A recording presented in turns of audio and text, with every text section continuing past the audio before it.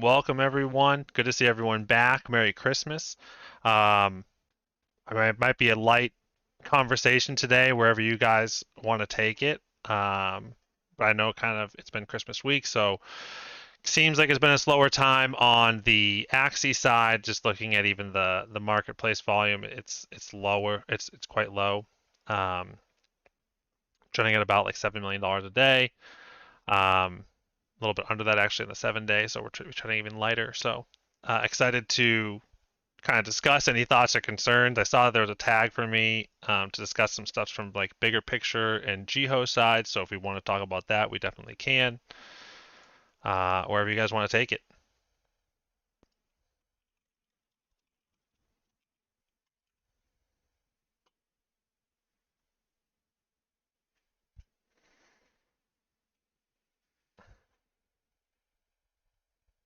I guess nobody wants to talk. What do you think about the marketplace? Is it just like the Christmas break, or is it people stop breathing? So this is actually a pretty typical thing around end of season because no one's really buying to acquire Axies for the season. So people are really acquiring Axies for two reasons. You're in the top 10,000 and you want to make a push for the top 1,000 to get your rewards. Um, or you're kind of acquiring on, what's bad this season. Maybe they do tweaks in the off season. That would be more frequent than they normally do. So I anticipate they maybe. I don't think they will do changes in the off season. However, Jiho put in the tweets out about, um, hey, what would you nerf or buff based on this season, and why? And here's the form that we use, kind of like letting community share their feedback or input. I find that quite interesting. So could lead to some changes in the off season. I think the other question too is like when is V2? So I think people will start buying a little bit on speculation of V2, but I'm not sure how much extra volume that will really bring. So I'd say it's kind of normal. It is obviously still a drop off from where we were, um, and so I just think that's a little bit of just there's more things to buy. Um, then we don't talk about that enough. But if we just even look in the space of other things available, there's probably now 10 games that offer some form of an NFT that you can start buying and flipping or holding for the longer period that you never were able to buy it before. And if we talk, we can even just talk from the summer time, never mind, say, bigger picture. So I think that's a really interesting thing that just doesn't get talked about enough. But good question.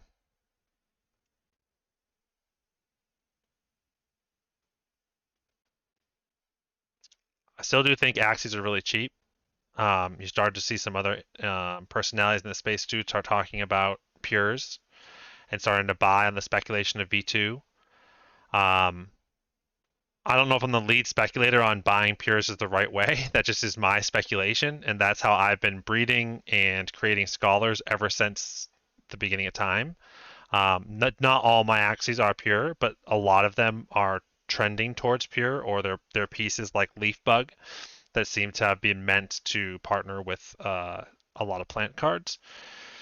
So we'll see how that kind of plays out, but I really do still believe that V2 is going to rely a lot on purity within the axes. And so if you were going to go buy and scoop some things, again, now is probably a good time to start buying those types of axes. Because I can't imagine aquas are going to be bad forever. And I think there will be some tweaks and other things made, as you get into either V2 or even if we have another season in V1 potentially.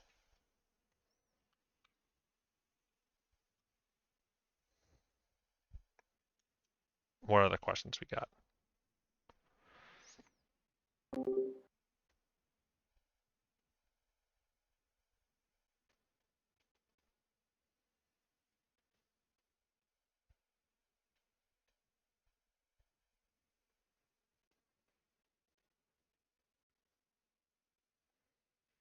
I will say if you haven't started considering tax implications, you have 3 days to figure that out.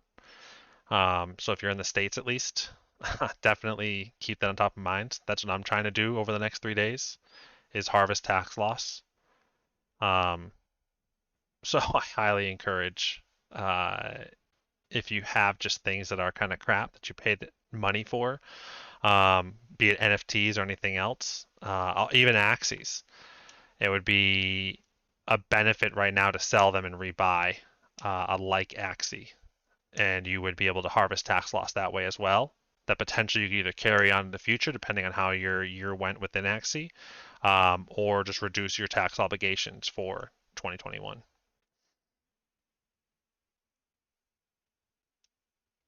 So how do you report your SLP earnings? Because it's just like mining, right? At least that's how I understand it. Or you put a cost basis of zero. No, you can't put a cost basis of zero. One of my buddies, I highly recommend him, is the underscore NFT underscore CPA. He's doing all of my taxes, so don't take this as financial or tax advice, but this is my understanding in conversating with him as far as how some of these will work. And if you have other questions, I'll try to answer them. But he's definitely the best one that I know to actually answer them. But he's reporting for me and a good handful of other bigger guilds or Axie Scholar managers. All the SLP is being reported as income, and it's being reported as income at the time of claim. So once you possess the SLP on your wallet, and the average cost basis for that day. So it's not necessarily timed to the exact second or minute, but giving you a rough cost basis. And that's because there is currently a market for SLP um, that's already identified on that day. So your SLP, if you claimed, say, 5,000 for a scholar account where you own those Axies, but say you only kept 1,500 and 3,500 was sent to that scholar, the 3,500 that is immediately sent to that scholar is not taxable to you. But the 1,500 that you do keep would be taxable to you as income at your current income tax bracket. Now, if you normally make 30K a year, say 50K a year, you're a student, you have no income. Obviously, as you start to accrue more and more profits through SLP and other gains in the NFT space, your tax bracket will increase. And if you're not familiar with taxes, your tax bracket, if you go higher, so say you get to like a 27% tax bracket, that does not funnel down. So wherever your base tax bracket starts for like the zero to, I don't know what the numbers are, 0 to 70,000, say it's like a 23% tax bracket, that still stays 23. It's only after you get beyond the 75,000 that it goes to 27%.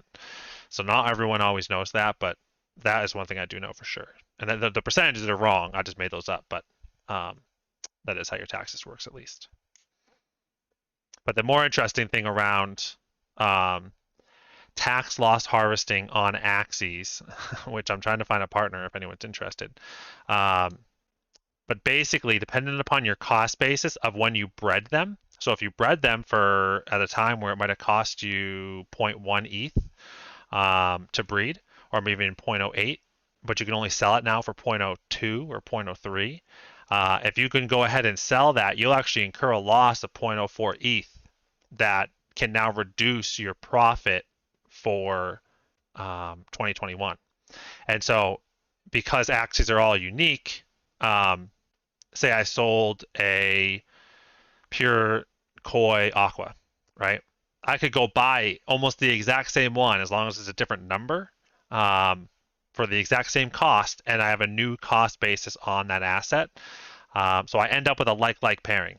Now the caveat there too is once you sell it, if you sell it direct to Sky Mavis, or sorry, through the Sky Mavis marketplace, you are now paying that fee, so you will lose 4.25%. So something there to consider. That is a part of your loss though, so it will actually increase your taxable loss. But say you had a buddy who has a very similar aqua, you could sell them like each for 0.02, and you'll then reset your cost basis on those items, and thus harvesting your tax loss.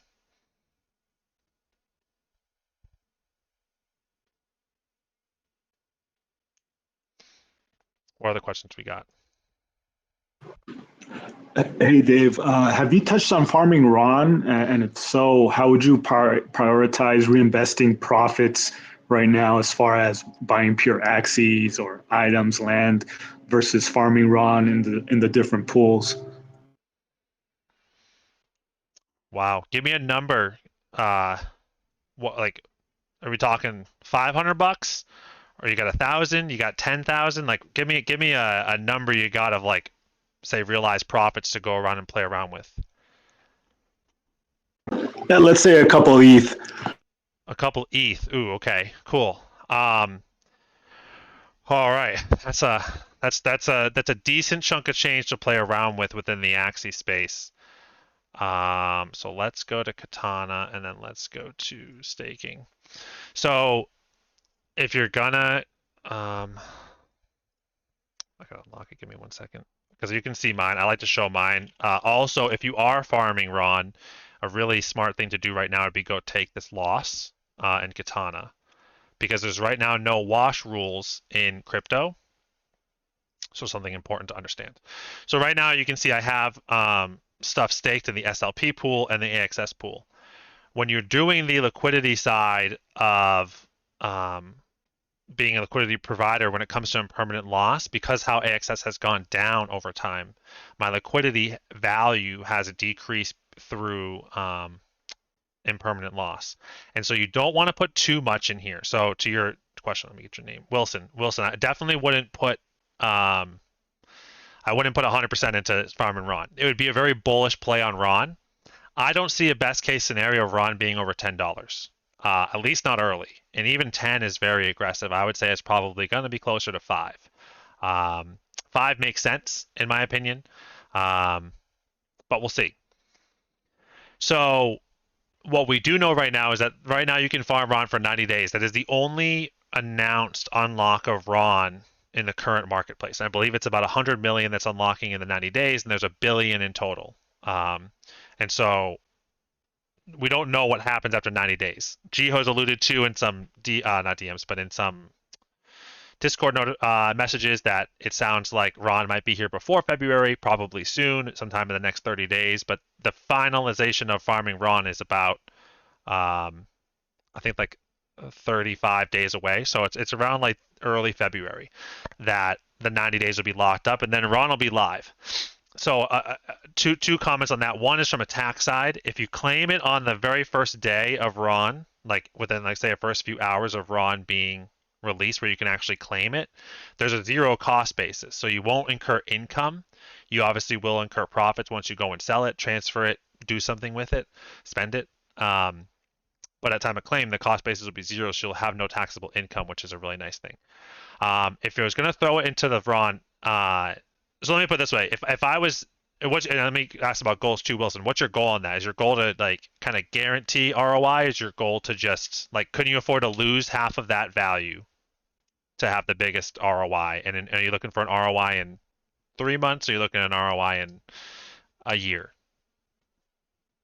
for kind of the total? I'm more looking short term here in the next 30 to 60 days, assuming capital will have to be put towards Axies or pivoting to whatever V2 changes we get. Cool. Okay, so then I think your safest bet obviously still is staking. That is going to change though, because there will be less rewards per day starting in February, or starting in January, I believe. And so it still is the safest output, in my opinion. Like, AXS isn't going to change that much, and you're still earning every day, even if it's only, say, a 2-3 month time period. You're still earning about 30% on your money. So the fact that, do you think AXS is going to go back to the 70? I think there's good hold at 70, but I think 70 is a pretty bearish case on AXS. So I don't necessarily think that's going to happen from its all-time high. That would be over a 50% decrease from all-time high. So I think that's probably your safest play, just to have a little bit of extra money output. I think the most bullish or aggressive play is to go into Katana fully, because the bet there is how much lower do you think SLP can go, and how much higher do you think ETH can go and run. And now that can go into either the AXS or the SLP side of it. But if we go into the analytics side here and look at the pairs, you're still farming the same amount of RON in each pool in totality. So that means they're getting 555,000 for almost $1 billion of liquidity in AXS, and you're getting 555,000 for only 350 million of liquidity on the SLP WETH pool. And so if you're going to put it in anywhere, the SLP WETH pool, if you put in, say, 3 ETH worth, you're going to get almost 3 to 1 the amount of RON as you do in the AXS pool. So when you go and put it in there too, that's something else to consider. So if you want the most bullish play to try to get as much run as possible, I would put as much as you can or you feel comfortable with into the SLP pool. And your only real detriment there is if SLP drops a lot. Like if SLP drops more than 20% in that time, then yeah, you're going to have some concerns. I just don't see it being able to drop much further, even if SLP increases from whatever it is right now, 23 billion to 30 billion. I don't really see it dropping as low as possible because there is other things that can happen in the off season. We still don't know quite when V2 is going to happen. SLP is probably going to be its lowest low for a while. Like if you now project the next 6 months of SLP, I don't personally see SLP being a lot lower at all than what it is right now. Could happen for sure, but I just don't. I don't really see that transpiring because you're going to have whales, you're going to have big guilds, you're going to have just big breeders or people that are like kind of want to have the SLP opportunity in the future. If they're going to know that they're going to want to acquire more in the future, there's probably not a better time to buy SLP than now as well. And so I really don't see it being allowed to dip too much lower because SLP then just looks so ridiculously cheap. And if you look at the bullish case on Axie of whatever you think they're going to grow in the next year, you're going to need a lot of SLP, and that 23 billion could get scooped up really quickly, especially if they add any other burn mechanism beyond just breeding. And that's also taking consideration like V2 or where land comes into play there. The only caveat there is as you're looking at impermanent loss, what I want to show is here. Initially, when I put in about $9,000. And so when I removed, I only removed 5,600 ish. So I lost there over $3,000 in impermanent loss. About 30% of my value was lost to impermanent loss. And so what I have to make up now essentially on my Ron is I have to make up about $3,000 worth. So for me, that's, say it is $10, that's $4,000 worth of Ron that I, have minted in that time, and it basically ends up being a wash. If it's only $5, well, now I've only got $2,000 and I actually lost $1,000 to impermanent loss in that time period. So that's kind of the risk reward there that I would consider. But again, there's no other way that we know of right now that Ron's going to get into community hands other than this 90-day period. It could just say we're going to repeat it on the next 90 days. But I don't know what the initial plan is because there's no real need for them to release more Ron at the immediate. And they also, I think, in my opinion, Axie has always tried to reward the early adapters and early risk takers. So for them, if they can only leave 100 million Ron in the ecosystem versus putting in 200 million or 400 million, I think they're going to try to stick closer to 100 million. Now that's a personal gut feeling, not an insider trade fact. So take that with a grain of salt.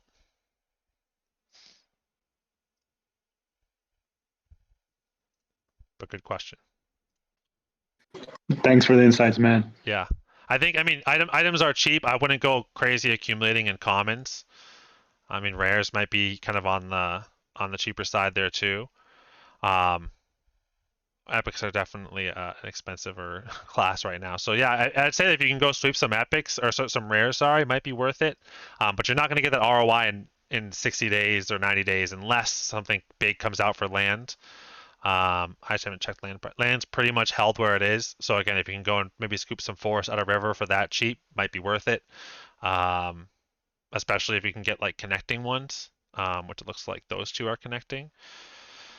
So those are kind of the only other feedback points I would make. But again, you're probably not doing that with only a couple ETH. So to me, safe if you want to have like kind of a guaranteed same amount of money, maybe 10, 20, 30% more, go with staking. If you want a chance to, I don't know. You probably could make up to 40% ROI maybe on Ron, but a riskier venture there too, depending on where impermanent loss goes. I would probably go on the Ron side. And I think it's also just looking at what a lot of the OGs are doing too and how they're investing a lot of their money. I mean, there's still whatever, over $1 billion locked up just there, and there's 2 billion locked up in staking. So. And again, that's also because, and a big caveat there too, most people, their recommendation when you're playing around in liquidity pools and stuff like that, you probably don't want much more than 10 to 25% of your value of that token in liquidity pools. Because once you start putting too much in there, you start really creating a lot of risk. And I think most people's goal is around 10% if you have enough to put in liquidity pools just to be able to help farm on some fees. And, because you're obviously a believer in that token there for the future as well. And again, in RON, or for RON, AXS will yield you less RON, but it will probably be a safer play. SLP will yield you a lot more RON, but you don't know where quite the impermanent loss is going to go.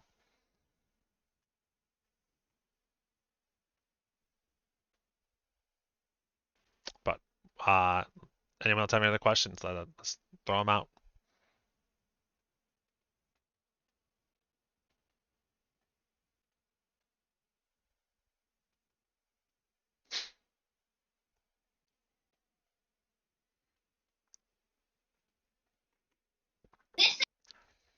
At what point do you think an SLP price will see a major drop-off of scholars spending their time playing the game? Did you say major amount of scholars or just some scholars? And when you say major, what's like, give me a percent. Wow, I'm just thinking about overall in the people spending time playing the game, maybe not even scholars, but game players in general. Just at what point is it going to become worth considerably less people's time to actually spend time playing? I personally, we're already there. So you can look at Jiho's sheet. You're already seeing it.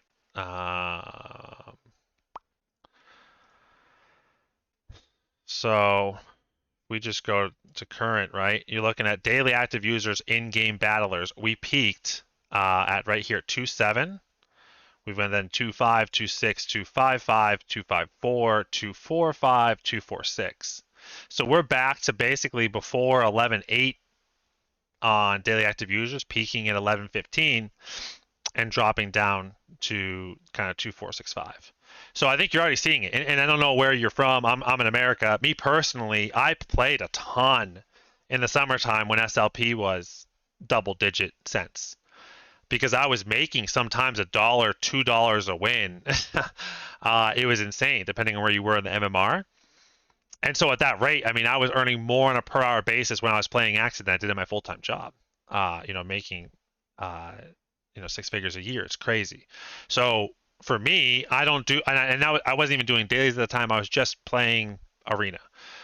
For me right now, I kind of just play as I see fit. I didn't really make a push into the kind of top 1,000 this year or this season because again, the value's not there. If you have to spend $2,000 on meta Axies or certain Axies teams, and you have to grind 6-7 hours a day, and the first place person gets 13 grand. That's a lot of money for 8 weeks of work, but at the same time, your ROI from time and from investment, it's not that good on a per hour basis. And it's also, if you have enough money to do other things, so you're not a scholar, something like that too, can you make more money in other ecosystems? And that's where I've been leveraging a lot of my time is into, whether it be PFPs, other NFT projects, other games, understanding those, reading the white papers, maybe investing, maybe not.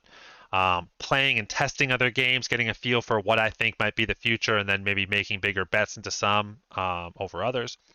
That's kind of been the way that I've approached it. So I think right now, to your point, it's already happening. To answer it from a scholar perspective, I don't know if it's ever going to stop. Because there's two things. One is you have to think you're probably not subsidizing a full-time job right now for a Filipino or a third world country or some other country that maybe doesn't have a good livable wage. However, if they only need to play 2 hours a day, 1 to 2 hours a day is about all you need for 20 energy.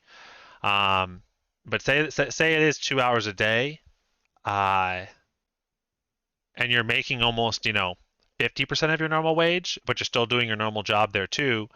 It's probably worth it if you're trying to grind out or get to another place. Or if you are a student, I know a lot of people have scholars that are just students in high school or college. And you do your schoolwork, but you now have this extra money on the side that allows you to go buy and do other things you want with your life, or save for college, or pay for college, or food, or whatever else you have, or help your parents with income. I don't really think that's going away. And again, if you're in England or Europe or the U.S. or a really established country where the money you're making from SLP grinding is not there, you're not seeing that or thinking that. But I think when your dollar is so much devalued to like a US dollar, and the cost of goods, and the money you're making here is even a part-time job's worth, it's going to be very hard for them to go away. And I think that you also can consider that too. Like, they were doing that when SLP was like a half of a penny. Now I'm sure they'd rather have it be 10 cents and 20 cents. I would too, because obviously that means that we're making more money as the people that are investing into the game. But I don't really see it dropping by a significant margin on scholars. But like, I've had scholars stop because they're like, hey, I have a busy work week or a busy school test stuff coming up, or I just don't have the time anymore because I'm going to go do XYZ. I'm seeing that happen more. How much that would happen if SLP was still 30 cents? Probably less. But to also think that one game can just have enough income derived from it to support full-time wages for people that are college-educated people and aren't going to be able to pursue other jobs in like accounting or something like that as well, or finance or marketing or sales, whatever they might go into, seems a little unrealistic for a game that's 3 years old and the first play-to-earn game in the world realistically, to be taking this approach. So, kind of a roundabout answer, but I think you're seeing it in England. You're seeing it in established countries. I think you're seeing it less in others, but you are still seeing it in some regards. If they don't have the time, they're willing to pass up a scholarship now more than they ever have. Like, I think I had 5 people leave this last month, and there's 2 reasons in that too. One, most of them were actually left because they were below 800 MMR, so they just never learned the game enough to hold their team above 800 MMR, so they weren't earning anything. So then at that point, I kind of was talking to them on the side saying, hey, we're going to need to find new, replacement if you're unable to manage your team above 800 MMR. So they kind of already knew. So those are the main people that left, but I still had 2 or 3 leave out of 70. So, where it was like 4% leave because of time, or they wanted to focus on their schooling, combined with them probably only being like 1,000 MMR. So they still weren't earning a ton. They definitely weren't a top earner. I haven't really had a top earner, even top 50 earner, 50% earner leave yet. Unless it was like just go have their own scholarship, or they have their own team now. They don't need me anymore. Yeah.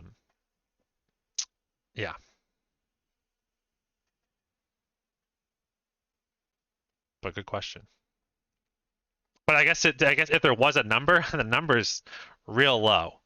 I would say probably less than a penny. And even then, I don't know when it actually would stop people from playing. All right. Thanks very much, Dave. Yeah. Hey, Dave, I know you were talking taxes earlier, but have you found a good software that tracks all the NFTs and transactions and whatever? Kind of.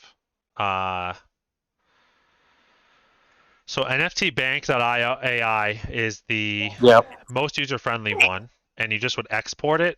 There you go. So you just do a universal format, export it. That's what I sent to my CPA right now. And then for Ronan, he does the Ronan from here too. But then he is then making a full, Excel document to basically have it all detailed, laid out to give your tax filings to the IRS, and what your approximate spends, gains, etc. were for the year.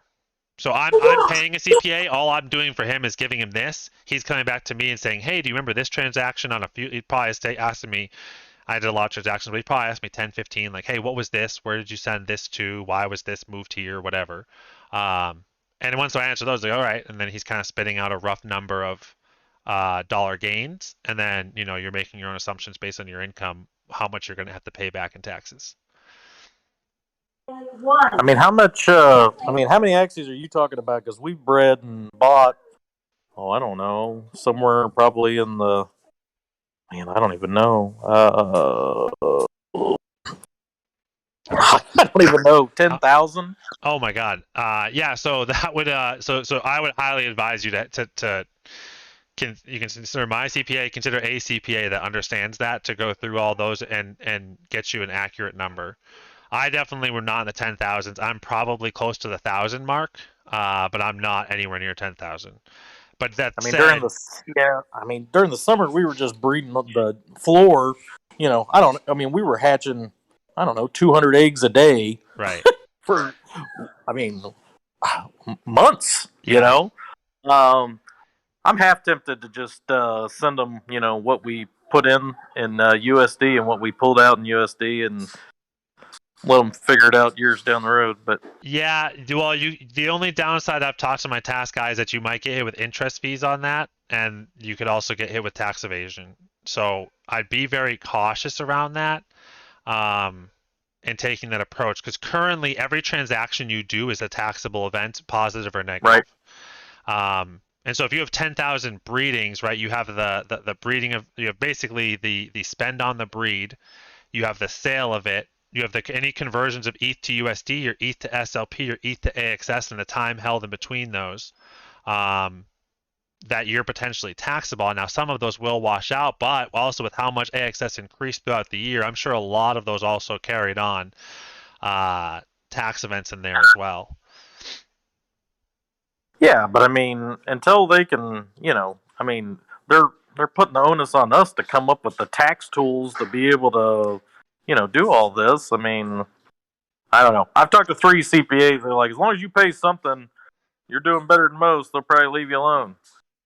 Yeah, I'm definitely not the tax police, so I'd encourage you to do what you want as far as how you want to handle it. I'm finding some loopholes that are helping me mitigate my tax responsibility.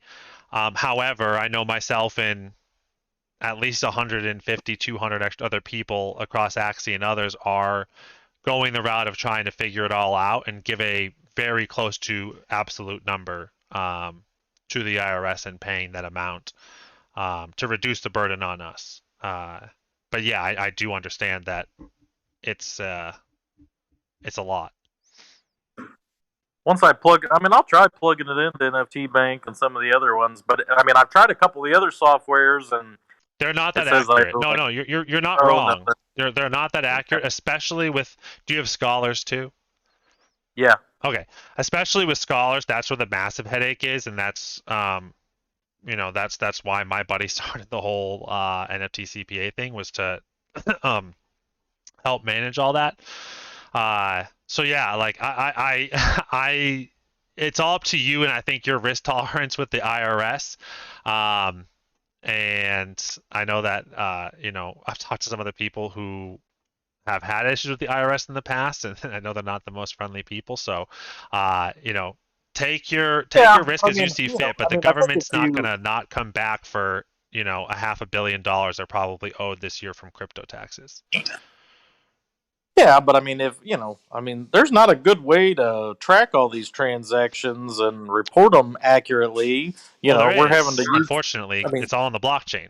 I'm saying to report it. Well, that's the thing, but that's a part of. Again, I don't want to scold or whatever, but that is part of your responsibility as someone who's trading outside of current currencies, is to track and record every single transaction you do.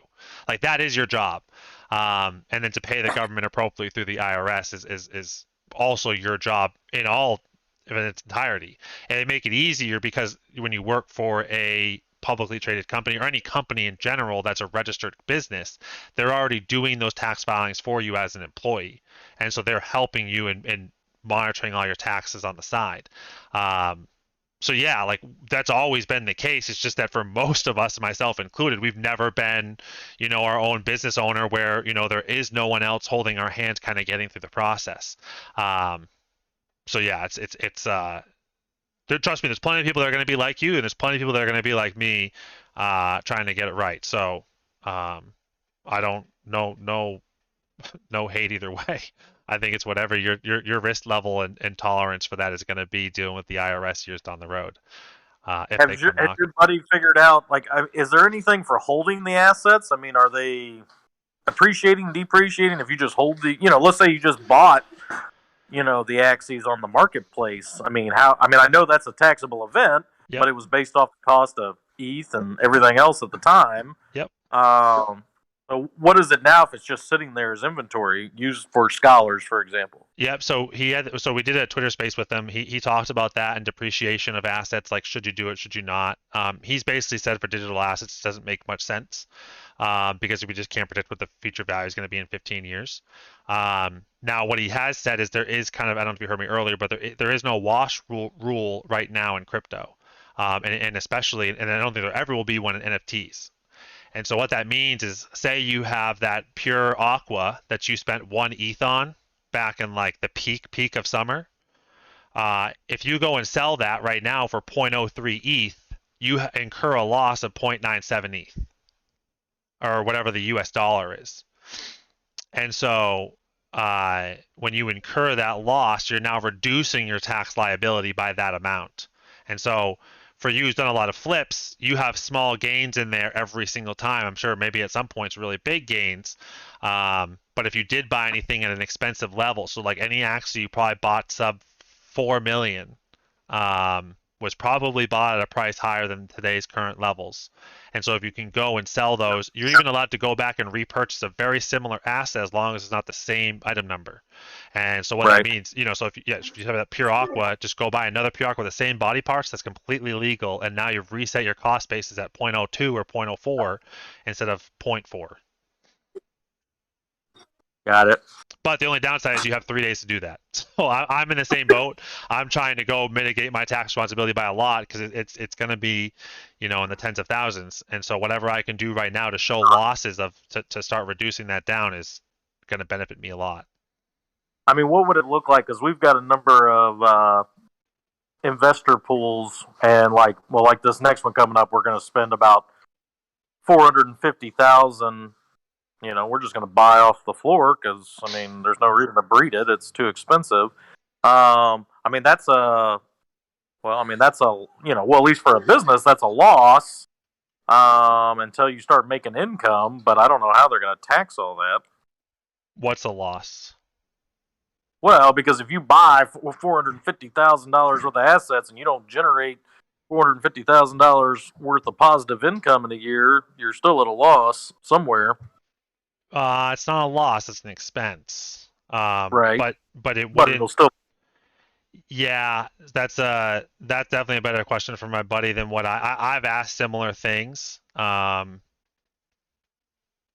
to how that would work out. Because you still at face value you have those assets, so it's an expense, but you still hold assets equal to 450,000. So you're net even, you're not net negative. If that makes sense. Okay. So since you still hold them and it's worth 450,000 as you're holding them, you haven't incurred any loss or profit, so you're just net even. You would need to then go take those 450,000 in assets and sell them for $250,000 to incur $200,000 in loss.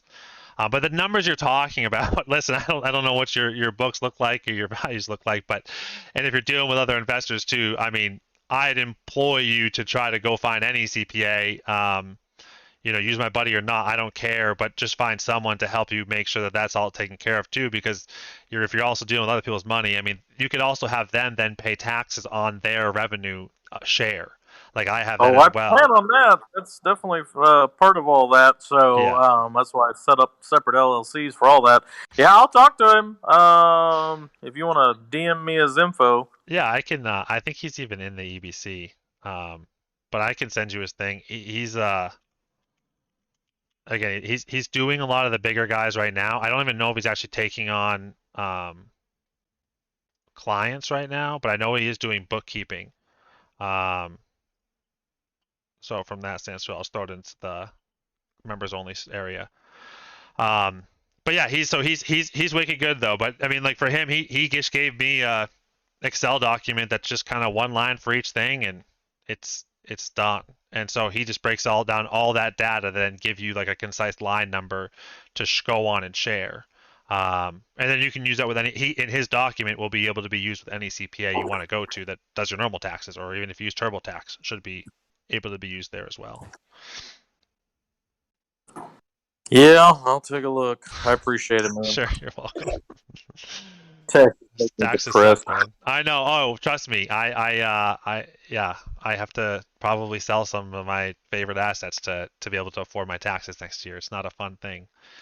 And I think it's also that question too. But at the same time, the other benefit too, if you think about it, kind of what you did with those profits, because technically, when you sold that Axie for that amount, you should have kept whatever 25% to 30% of that sale profit for taxes. Instead, you re-rolled that into other assets, and you probably re-profited on that dollar 3, 4, 5 times that you're able to grow so exponential because you, instead of paying the government taxes throughout the year, you just kept re-rolling it into more profitable things. And so you got to look kind of on the bright side versus the negative side, and that's where I'm trying to stay. But yeah, it's not an easy place to sit. It looks like. All right, thanks, man. You're welcome. Good chat.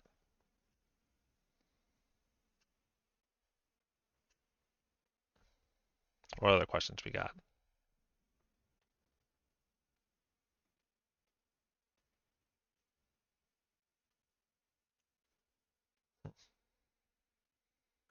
Thoughts on Peg Axie? I saw Shill Bill doing a lot of shilling.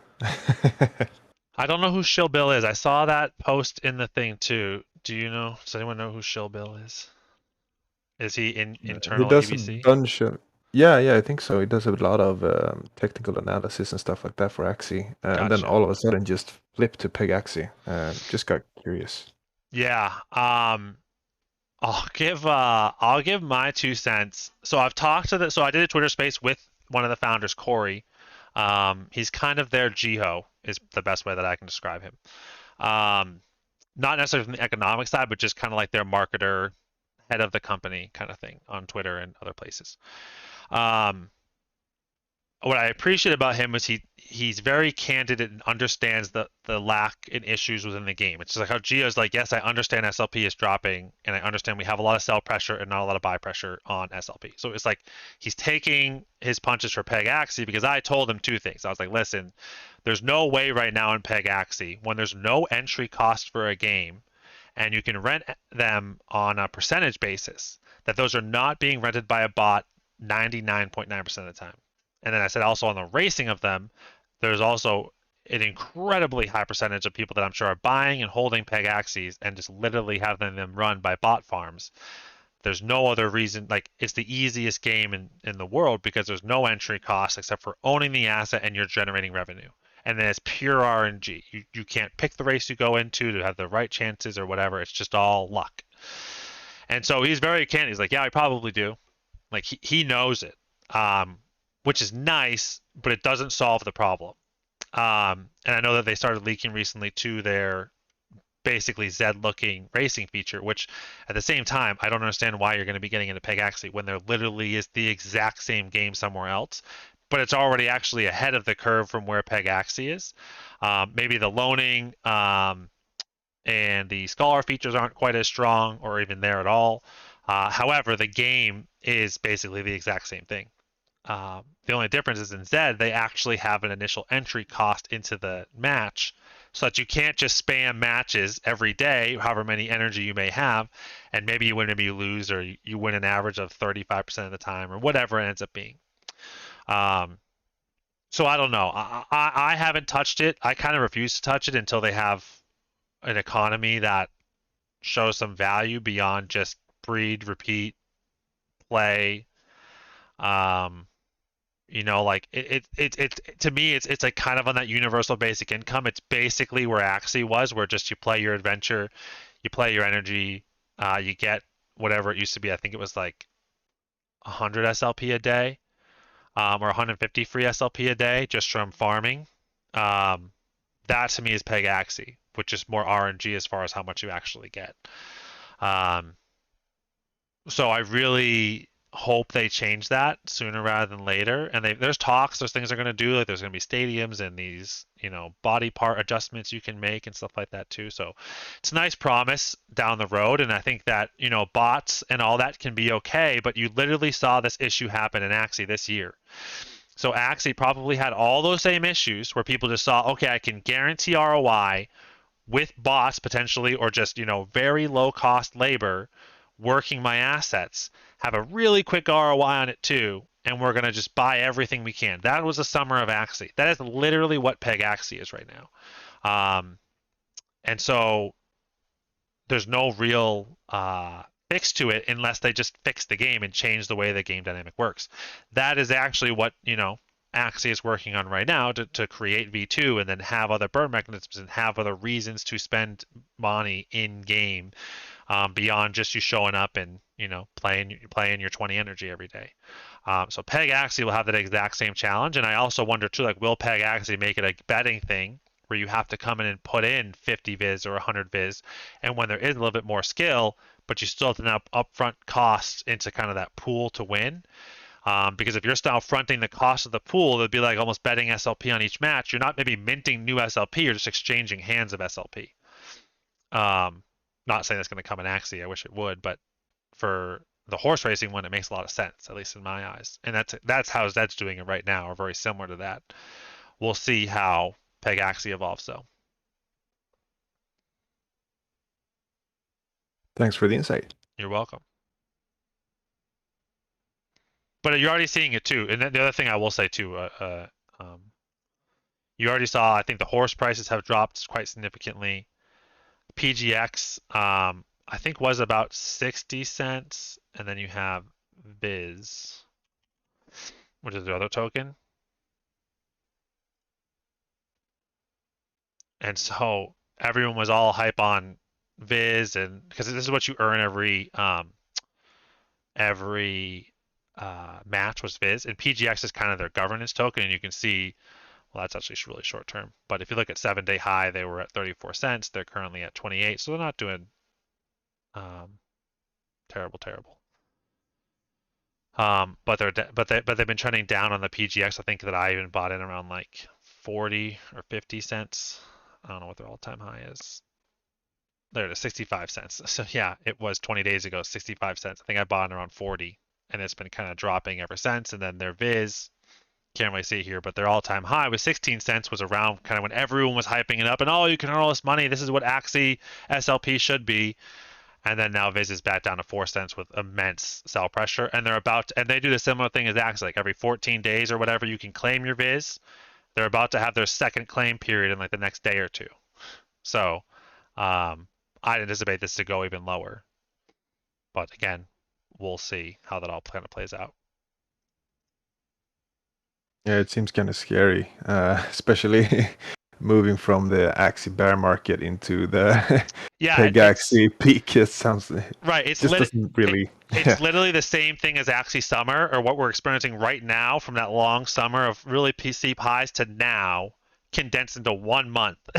And so for user base growth and people playing the game and testing, great if there's no kind of expected ROI. But again, a lot of people spend a lot of money early on, and there's different things they could do. Again, kind of like with earlier Axies where there was the origins and MEOs, like there's a lot of things Axies could go back and say, hey, these are now worth more money because you can do this, beyond just mystics. And they can do the same thing with like their Genesis horses or founder horses, or if your account bred in this time, we're going to come do an airdrop in 6 months. So there is always other reasons to maybe be early if the game pans out. But again, it's a big if, and there's a lot of things right now that it is mindless pushing of buttons in Peg Axie. So until that changes, I don't see much reason to get involved in it. But yeah, if it does change and they actually make it more fun, it has a lot of potential. But also their vision is very bold. Like their vision, what he said on the call, was to become like a Mario Kart, but with horses. And I've said on a couple other calls, I was like, other than Crash Nitro Team Racing, I don't think there was ever another game that even held a candlestick to Mario Kart. So the fact that we're expecting one of the very first NFT blockchain-based games to have a game that's similar in dynamics and fun and whatever, even just earning side, to Mario Kart is a very aggressive goal. So I don't know. I'm very mixed on that. Yeah, it's not cute enough. Right. Yeah. But yeah, anyways, I love the transparency from their team, and so we'll see where it goes. I like Corey; he was a really nice guy, very understands that there's a lot of messed up stuff right now, and economy is kind of fucked right now, and was the sense that I got. He like understood that, and there is a lot of bots. But again, there's a lot of things also you can do, and like same thing for Axie. A lot of things Axie can do to fix that. They haven't yet, and so either one of two things: either Axie is just actually just not executing, and they're the slow ones, and they're not moving appropriately, or Peg Axie thinks they're going to be able to solve it really fast, and they have these really high hopes we can fix it in a couple months, and it's all going to be rainbows and butterflies, and they're going to have that harsh reality like Axie has, like, oh shit, this actually takes a lot of time. There's a lot of new coding to figure out. There's a lot of new challenges and roadblocks to get this back on track to where we want it to be, which is kind of where I feel Axie is right now, and they have the right team there, but they're trying to also make things more bulletproof, I think, for the future. So, yeah.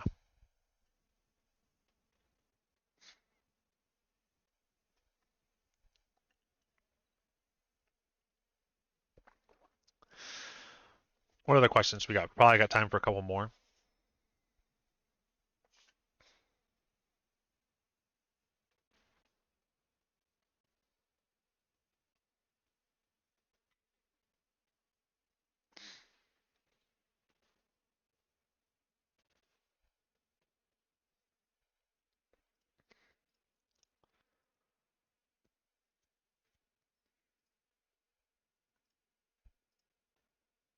Hey Dave, can you hear me? Yep.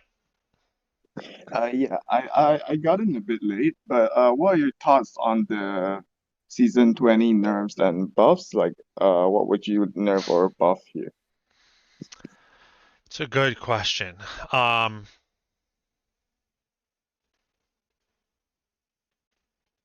don't know how much well, I don't know how much I would nerf or change. Like, I actually kind of like how the season feels.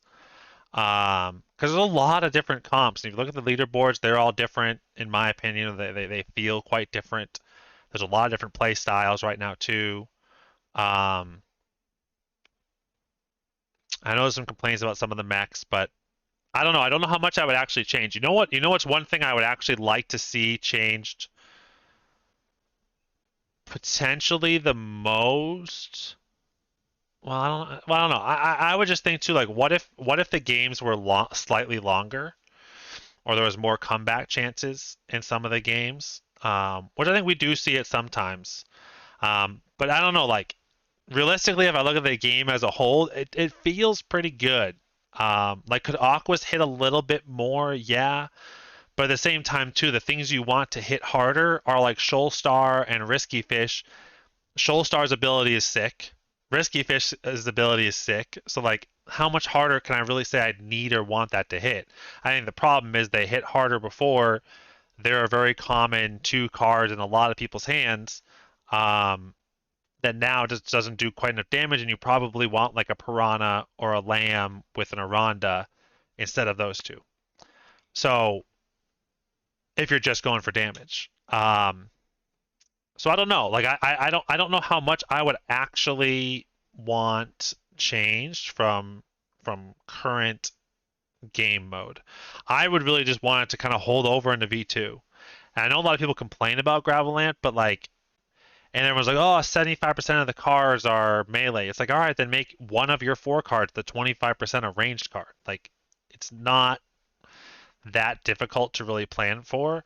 You can also do discard opportunities. Like, there's other ways to get around Gravelant than what it is right now, or have a better stall tactics. And like, when you see the Gravelant, to ensure you have 2 axes at the end and make sure you keep your cards and energy and shield high.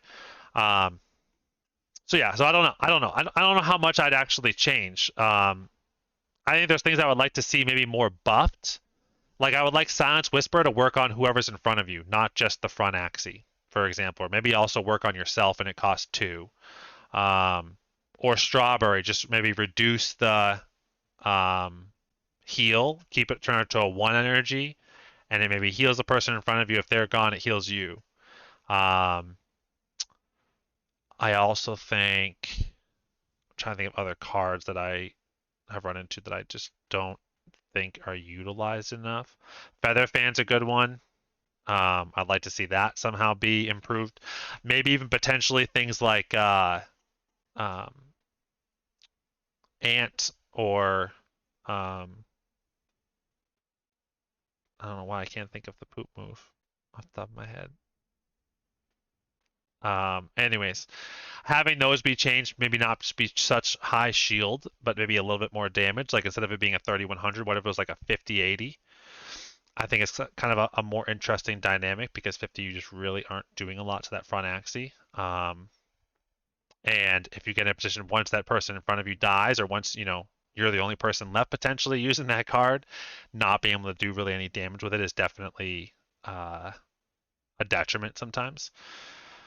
But yeah, I don't really know if I have anything that I would change. I would maybe still mess around with some of the fear and cute bunny stuff, like does it only last that round or that turn? But I really do like how things feel right now. I don't know, is there anything in particular that you hate that you're just like, we need to get rid of, or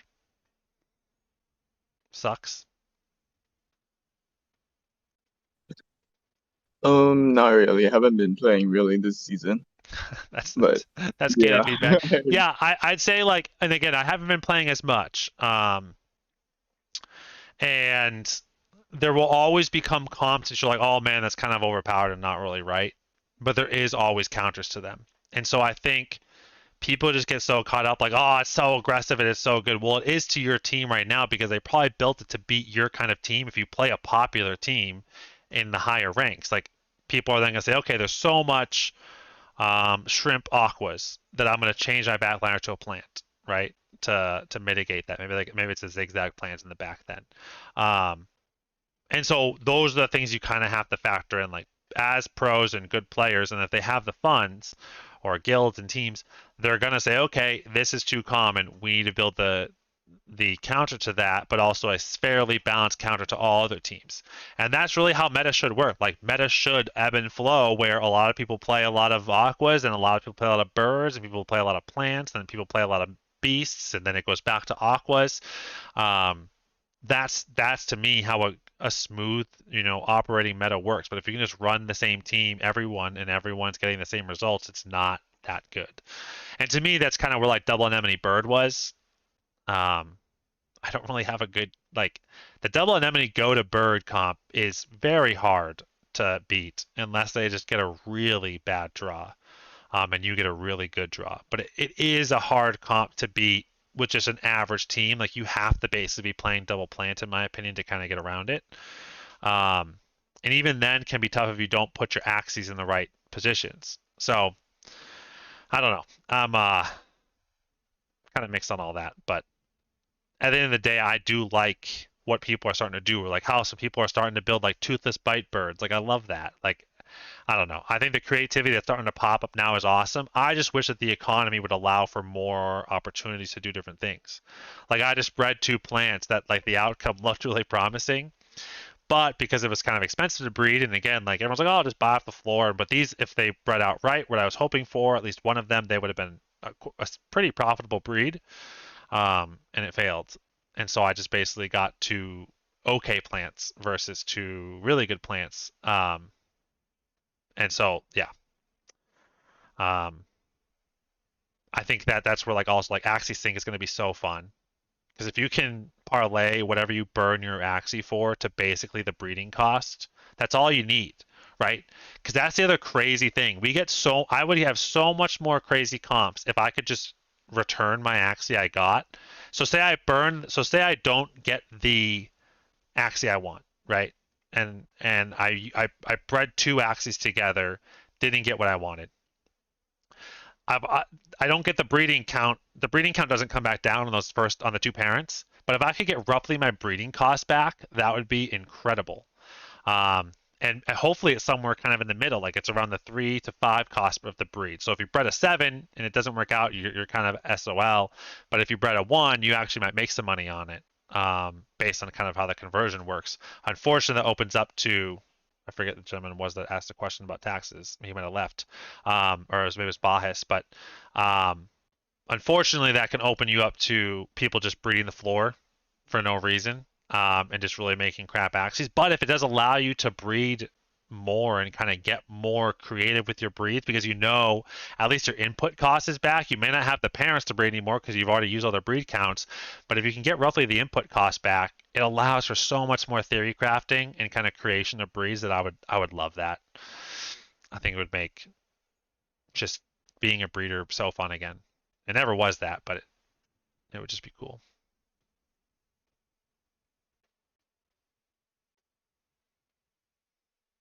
All right, let's do one more question. I like that one.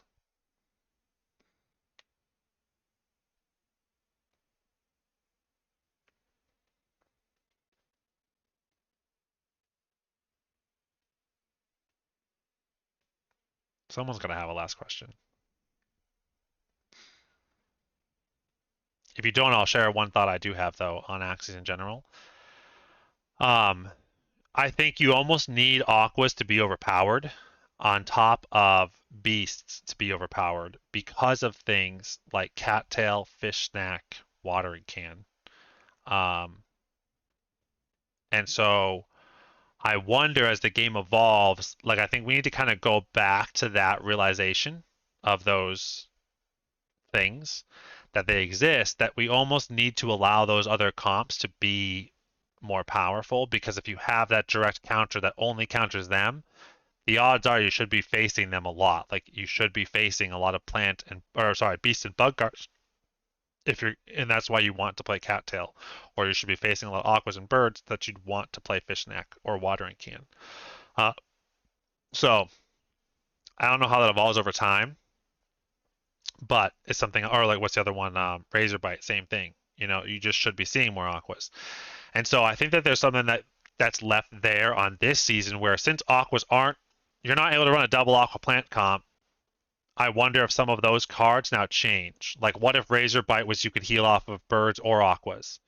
You know, what if, and since Cattail is Cattail's both beast and bug damage, but I don't know. I just wonder if that starts to evolve and change over time too to what it currently is.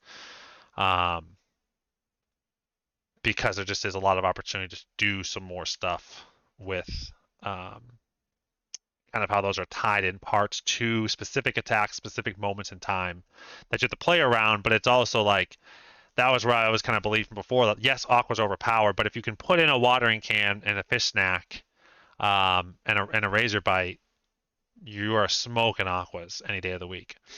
So I don't know, just my 2 cents on that as well.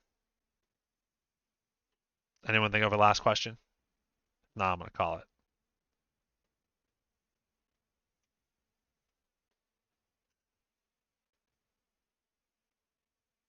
Cool. Anyways, thank you guys so much for the time this week. I'll be back in 2 weeks. Hopefully you guys had a good Christmas and enjoy your new year. And we'll talk to you guys in 2022. See ya.